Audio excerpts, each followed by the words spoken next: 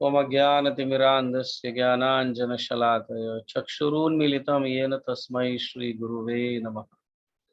जय श्री कृष्ण चैतन्य प्रभु नित्यानंद श्री अद्वैत गदाधर शिवासादि गौर भक्तवृंद। हरे कृष्ण कृष्ण कृष्ण हरे हरे, हरे राम राम राम हरे हरे, हरे कृष्ण कृष्ण कृष्ण हरे हरे, हरे राम राम राम हरे हरे, हरे कृष्ण कृष्ण कृष्ण हरे हरे, हरे राम राम राम हरे हरे। हरे कृष्ण। कई दिनों से हम श्री बलराम जयंती या बलराम पूर्णिमा महोत्सव के विषय में चर्चा कर रहे हैं या बलराम के गुणगान गा रहे हैं। कई भक्त लोग बलराम जी के लीलाओं को पढ़ा भी है कृष्ण बुक में से, कई भक्त लोग बलराम जी के विषय में कहे भी है। तो बहुत नजदीक आ रहा है बलराम पूर्णिमा।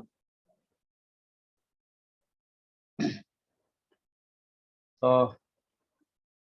बलराम जी के विषय में चर्चा करेंगे। थोड़े कुछ अद्भुत चीजें हैं। श्रील जयदेव गोस्वामी जिन्होंने गीत गोविंद लिखे हैं, वो भगवान के गुणगान गाते हैं। दशावतार स्तोत्र भी जो है, दशावतार स्तोत्र, जहाँ पे केशव धृत नर हरि रूप कहो या हलधर रूप कहो, जो उन्होंने लिखा है, गाया है, तो भगवान के अनेक अवतारों के विषय में उन्होंने लिखा है। जो प्रतिदिन इस दशावतार स्तोत्र को पढ़ते हैं, सुनते हैं, अनेक प्रकार के भय नष्ट हो जाते हैं और हमारी आध्यात्मिक इच्छाएं पूर्ति होती है, ऐसे कहा गया है। तो यहाँ पे जयदेव गोस्वामी श्री बलराम के विषय में वर्णन कर रहे हैं इसी दशावतार स्तोत्र में। वहसी वपुषी विशदे वसनम जलदाभम हलहति भीति मिलित यमुनाभम केशवधृत हलधर रूप जय जगदीश हरे, जय जगदीश हरे, जय जगदीश हरे। यहाँ पे जयदेव गोस्वामी स्वयं ये कह रहे हैं कि कृष्ण अवतार नहीं है, कृष्ण अवतारी है। केशव धृत हलधर रूप, हे केशव, हे हरि, हे कृष्ण,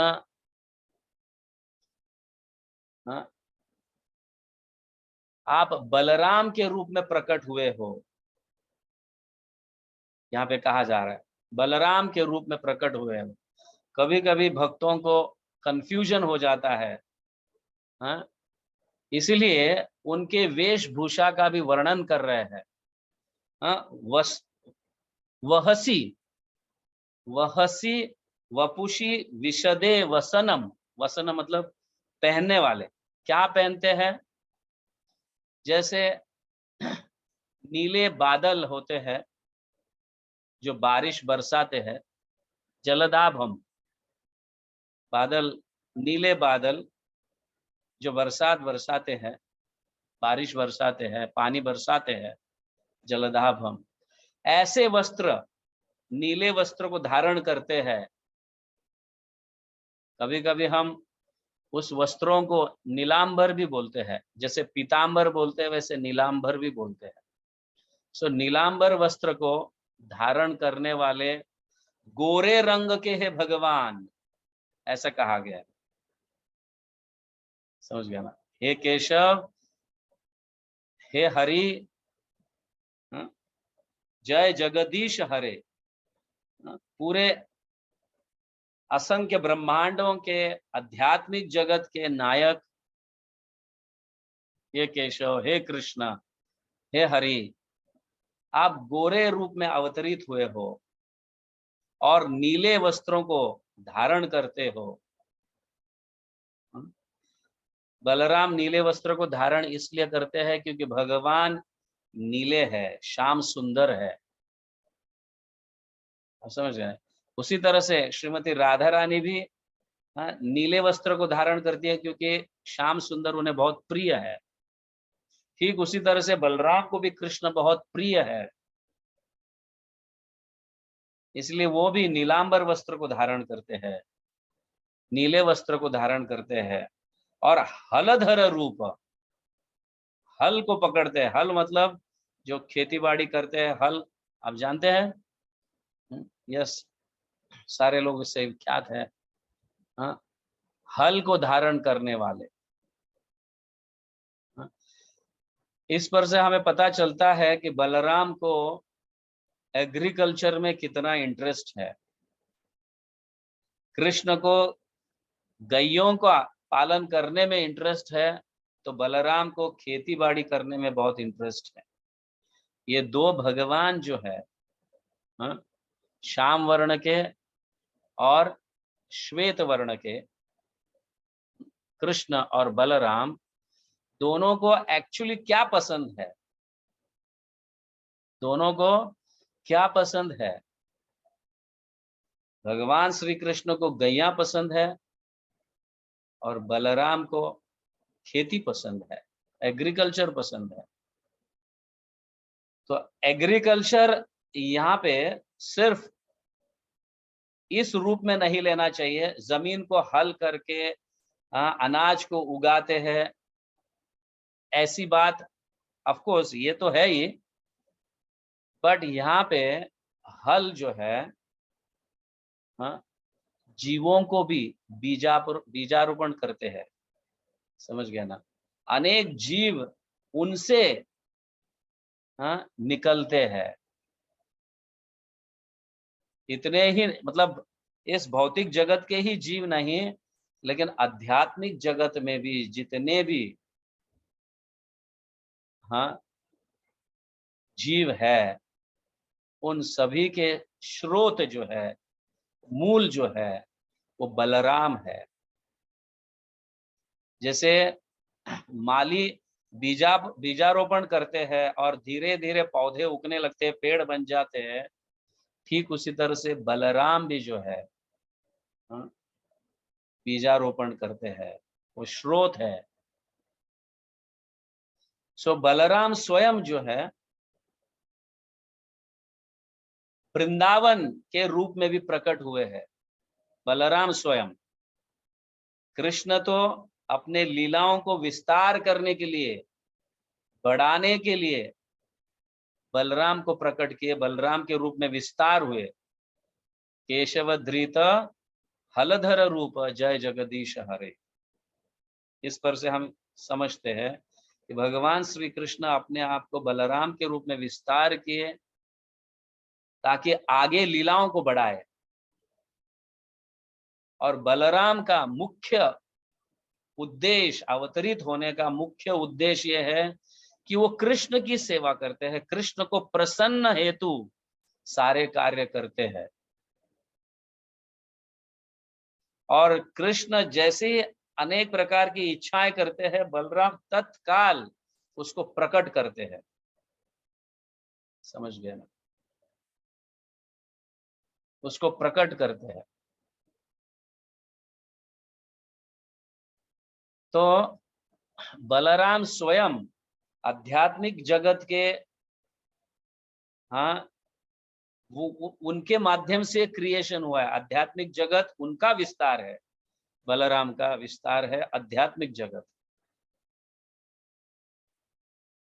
भौतिक जगत जो है ये बलराम के अंश के अंश के अंश के अंश का विस्तार है, उन्होंने क्रिएट किया है। सो बलराम आध्यात्मिक जगत क्रिएट करते हैं। तो कई बार मैं भी उसे हर हमेशा के लिए याद रखूं, तो बार बार इसको दोहराते रहता हूं। स्व अंश और विभिन्न अंश सभी में है, कृष्ण में भी है, बलराम में भी है, और बलराम के अनेक विस्तार अवतारों में भी स्व अंश और विभिन्न अंश, स्व अंश बलराम जो है स्व अंश के माध्यम से वृंदावन को प्रकट करते हैं, गोलोक को प्रकट करते हैं, और विभिन्न अंश के माध्यम से उनमें रहने वाले अनेक जीवात्माएं जो है या लोग है, नंद बाबा, यशोदा माई और गोप सखाएं, गोपियां, ये सब जो है ये बलराम के अंश विस्तार है, विभिन्न अंश विस्तार है।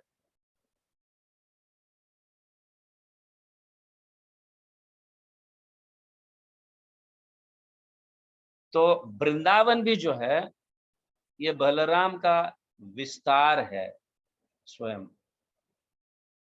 हाँ, इट इज नॉट कि मतलब जैसे भौतिक जगत में जड़ वस्तु है वैसे वृंदावन नहीं है। वृंदावन इज लाइव, समझ गया ना? वृंदावन इज लाइव, और वो स्वयं बलराम स्वयं है वृंदावन। और कैसे रूप में प्रकट हुए हैं? एक कमल के फूल के रूप में प्रकट हुए हैं बलराम, वृंदावन को कमल के रूप में प्रकट करते हैं, अपने आप को विस्तार करते हैं कमल के रूप में, ताकि कृष्ण के लीलाओं को और भी बहुत इजी हो जाए, आराम से भगवान श्री कृष्ण लीलाएं कर सके। अभी देखो, हम अगर देखते भौतिक दृष्टि से भी देखते हैं तो नंदगांव जो है, नंदगांव बरसाना वंशीवट से या निधि वन से करीबन मोर देन 78 किलोमीटर्स होंगे, शायद मोर देन 78 किलोमीटर्स। तो भगवान वहां से यहाँ पे अनेक जगह, जैसे फूल खिलता है, जैसे जैसे खिलता है तो सारे लीला स्थली बहुत दूर दूर हो जाती है, और भगवान प्रतिदिन एक एक लीला स्थलियों में लीलाएं करते हैं, और रोज तो गोचरण करते ही है और अनेक लीला स्थलियों को पहुंच जाते हैं। तो जब भगवान एक लीला स्थली से दूसरे स्थली जाते हैं लीला करने हेतु, तो बलराम जो लोटस कमल के रूप में प्रकट हुए हैं और जो फैले हुए हैं, वो वापस ऐसे अपने पंखुड़ियों को नजदीक लाते हैं ताकि भगवान बहुत ही जल्द दूसरे लीला स्थली पहुंचे। और जैसे ही दूसरे लीला स्थली पहुंच जाते हैं, वापस ये फूल वापस फैल जाता है। आप समझ रहे हैं? और वहां की लीला खत्म होने के बाद वापस बलराम इस कमल को नजदीक, पत्तों को नजदीक लाते हैं, पेटल्स को, और फिर दूसरी जगह भगवान पहुंच जाते हैं, और पहुंचने के बाद दूसरी लीला के लिए वापस फूल ऐसे हो जाता है कमल का। ये स्वयं बलराम है। इस भाव से बलराम श्री कृष्ण के दास बनकर रहते हैं। तो ये शांत रस जो है, वृंदावन जो है बलराम के शांत रस को प्रस्तुत करता है। और बलराम के दास्य रस को जो है, ऑफ कोर्स सभी रसों में दासत्व है, भगवान की सेवा, ये भाव है सभी रस में। तो बलराम कभी साख्य रस में भगवान के मित्र बन जाते हैं, वात्सल्य रस में तो भगवान की रक्षा करते हैं अनेक दैत्यों के माध्यम से, या अनेक दैत्यों को मार कर कहो, वात्सल्य रस निभाते हैं। उसी तरह से माधुर्य रस को भी बलराम स्वयं जो है, अनंग मंजरी के रूप में प्रकट होकर माधुर्य रस के लीला का आस्वादन कराते हैं। तो बलराम वैसे सारे लीलाओं के, रसों के, धाम में रहने वाले सारे जीवों के स्रोत है बलराम।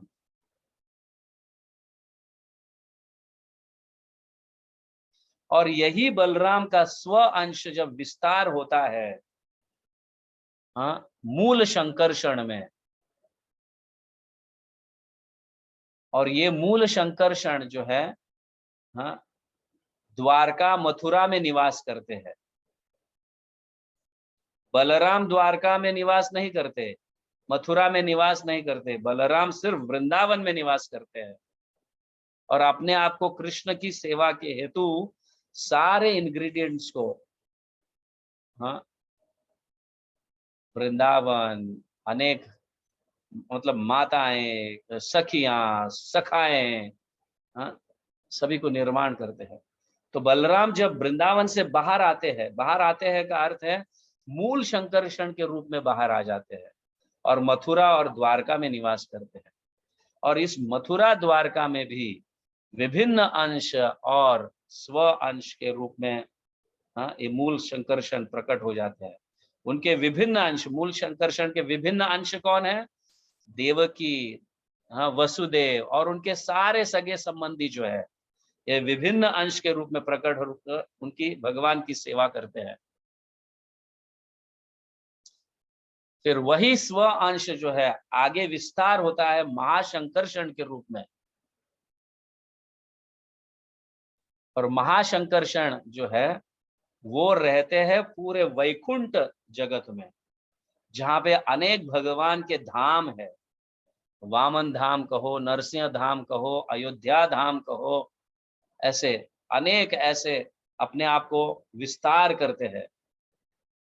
और उनमें जितने भी भगवान के अवतार है, राम से लेके नरसिंह से लेके वामन, ये सब स्व अंश के रूप में प्रकट हो जाते हैं बलराम स्वयं, या फिर मूल शंकरषण, महाशंकरषण, सॉरी नॉट मूल शंकरषण, महाशंकरषण।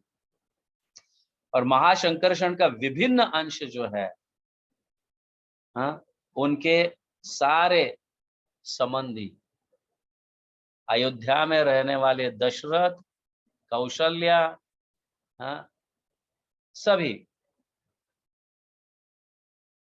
प्रहलाद महाराज नरसिंह धाम में रहने वाले, ये सब विभिन्न अंश के रूप में प्रकट होकर भगवान की सेवा करते हैं। और ये महाशंकरषण फिर अपने आप को स्व अंश रूप में प्रकट होते हैं कारणोदकाई विष्णु के रूप में। और वो आध्यात्मिक जगत और भौतिक जगत के बॉर्डर पर रहकर असंख्य भौतिक जगत के ब्रह्मांडों का निर्माण करते हैं, जहां पे अनेक जीवात्मा, ये भी बलराम के विभिन्न अंश है। सो हम जो है, हमारे सारे जीवात्माओं का स्रोत जो है, हाँ, कारणोदकाय विष्णु के माध्यम से, महाशंकरषण के माध्यम से, मूल शंकरषण के माध्यम से बलराम स्वयं स्रोत है। ये एक्चुअली मूल है। और इस तरह से वो, मतलब जैसे जमीन को हल के माध्यम से बीज को उगाने के लिए, पेड़ के रूप में, पौधों के रूप में उगने के लिए जैसे जमीन को वो नरम करते हैं, मुलायम करते हैं, ठीक उसी तरह से इस हल के माध्यम से जीवात्माओं को जो है, हाँ, आध्यात्मिक जगत की उन्नति, हाँ, या भक्ति लता, हमारे हृदय में भक्ति का बीज उत्पन्न हो, तो ये बलराम हल के माध्यम से करते हैं। इसीलिए जिन जिन जीवात्माओं को भक्ति प्राप्त हुई है, समझ लेना उनके ऊपर बलराम की कृपा हुई है। समझ गया? बलराम की कृपा हुई है, इसीलिए हमें भक्ति प्राप्त हुआ है। और जमीन को मुलायम करते हैं वो इस हल के माध्यम से, जीवात्माओं को खींचते हैं भगवान के प्रति, भगवान के पास, ऐसे बलराम।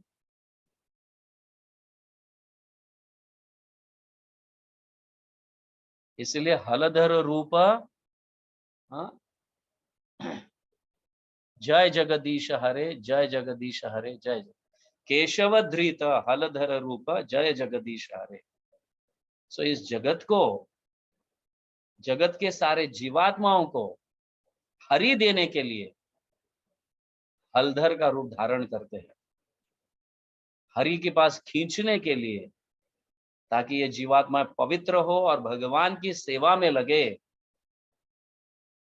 ये बलराम का उद्देश्य है अवतार लेने का या अवतरित होने का, यही उद्देश्य है बलराम जी का।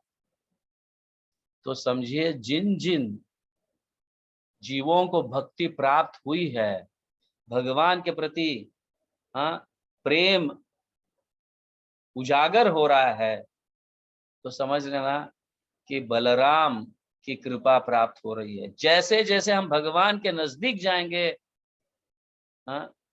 वैसे वैसे बलराम की ज्यादा से ज्यादा कृपा होगी।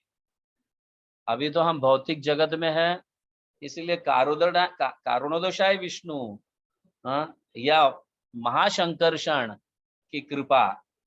तो जैसे जैसे हम भक्ति में आगे बढ़ेंगे, वैसे वैसे मूल शंकर्षण की कृपा, फिर बाद में साक्षात बलराम की कृपा हमें प्राप्त होगी। और जब बलराम की कृपा होगी तो हम भगवान के दर्शन कर पाएंगे या डायरेक्टली भगवान की सेवा में संलग्न हो जाएंगे।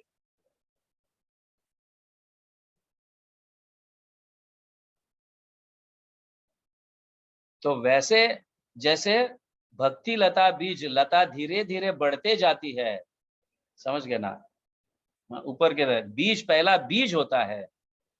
बीज कौन डालते हैं? ये है कारुणोदकशाय विष्णु। आगे चलकर परमात्मा के रूप में हमें गाइड कर कर, और यही भगवान जो है, बलराम आदि गुरु होने के कारण यही भगवान, यही बलराम स्वयं साक्षात गुरु के रूप में प्रकट होते हैं हमारे सामने और बीजारोपण करते हैं। और जैसे जैसे बीज में से अंकुर फूटता है, लता बनता है, धीरे धीरे आगे भक्ति में बढ़ता है, तो हम आध्यात्मिक जगत के दिशा की ओर चलने लगते हैं, बढ़ने लगते हैं। समझ गए?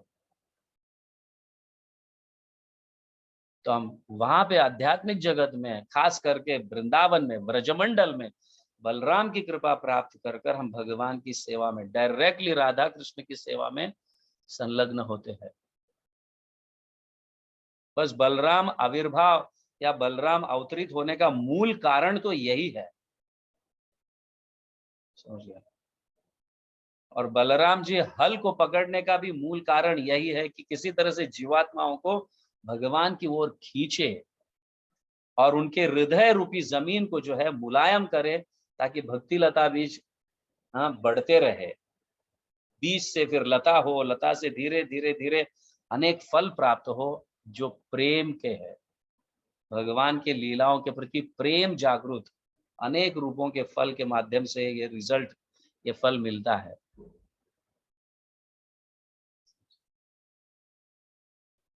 तो ये है बलराम जी का आविर्भाव।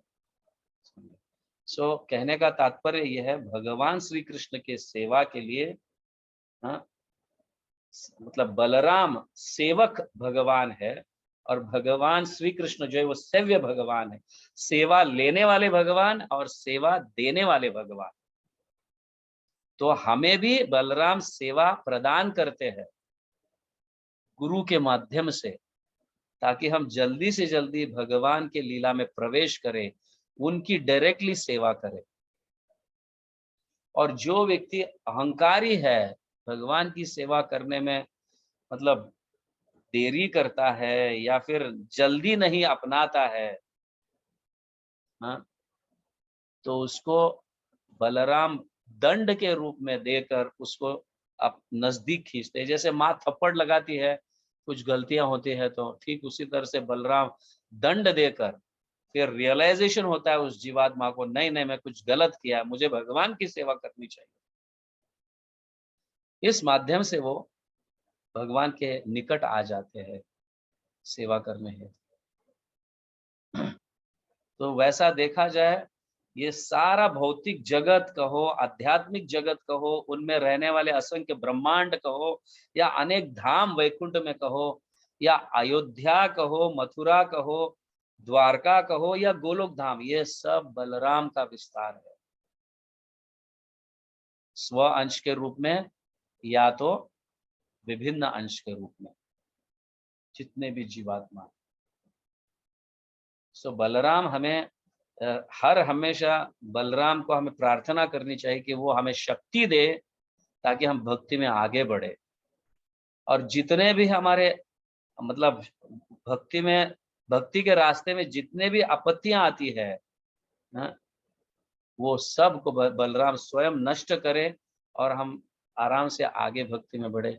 इसीलिए हमें बलराम जी को प्रार्थना करनी चाहिए, उनकी कृपा के पात्र होने चाहिए।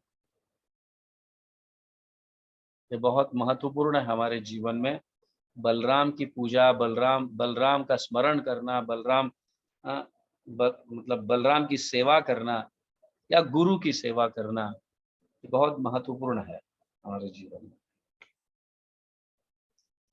सो बलराम जो है स्वयं धाम भी है, धाम में रहने वाले अनेक जीव भी है, बलराम भौतिक जगत भी है, असंख्य ब्रह्मांड भी है, उस ब्रह्मांड में रहने वाले असंख्य जीव भी बलराम के अंश के अंश के अंश के अंश के अंश के अंश के अंश के विस्तार है, जो मूल कृष्ण के अंश है। Is it okay? So Balaram ji का स्मरण करो, बलराम पूर्णिमा तक हो सकता है जप में बलराम जी से प्रार्थना करनी चाहिए, हे बलराम प्रभु हमें शक्ति प्रदान करे ताकि हम भक्ति में आगे बढ़े, शक्ति प्रदान करे ताकि हमारा अहंकार नष्ट हो, शक्ति प्रदान करे ताकि मेरा मन यहाँ वहां ना भटके, शक्ति प्रदान करे कि मैं ज्यादा से ज्यादा हाँ गुरुजनों की, वैष्णव की और भगवान स्वयं श्री कृष्ण की सेवा करूं। इस तरह से हमें बलराम जी से प्रार्थना करनी चाहिए, क्योंकि वो हर एक हमारे पापों को हर लेते हैं। केशव धृत अलधर रूप जय जगदीश हरे, समझ गया ना? यहाँ पे हरे का अर्थ है हरि। तो वो हरि क्या करते हैं? हमारे सारे पापों को हर लेते हैं, हमारे गलत कर्मों को हर लेते हैं ताकि हम दुखी ना हो और भक्ति में डिस्टर्ब ना हो और आगे बढ़े। जयदेव गोस्वामी स्वयं कहते हैं ये कि दशावतार के स्तोत्र को रोज पढ़ने से हमारा भय नष्ट हो जाता है, हम निर्भय बन जाते हैं और भगवान की सेवा में अग्रसर आगे बढ़ते हैं और अंतिम में भगवान का प्रेम प्राप्त करते हैं। ये है बलराम जयंती, बलराम आविर्भाव या बलराम पूर्णिमा का। पूर्णिमा मीन्स फुल, समझ गए ना? पूर्ण रूप से सेवा प्रदान करते हैं बलराम, सेवा का कोई कसर नहीं छोड़ते। सो इस तरह से हमें भी सेवा में संलग्न होना चाहिए। जितना निरअहंकार होकर हम सेवा करेंगे उतना जल्दी हम आगे बढ़ेंगे। तो अब बलराम पूर्णिमा भी आ रहा है, और बाद में जन्माष्टमी भी है, बहुत सारी सेवाएं हैं और बलराम स्वयं सेवा का अवसर हमें प्रदान कर रहे हैं ताकि हम धीरे धीरे भक्ति में आगे बढ़े और भगवत प्रेम को प्राप्त करें।